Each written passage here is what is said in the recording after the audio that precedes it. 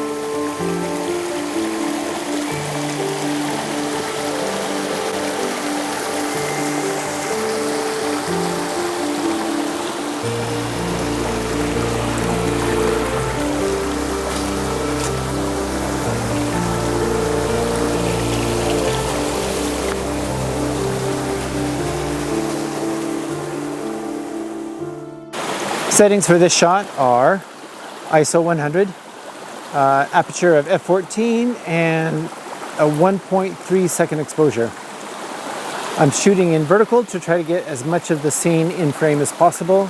I'm using a circular polarizer here to take some of that reflection off the wet rocks. Let's try this 2-second timer. If this one turns out, I'll go ahead and post it in the video.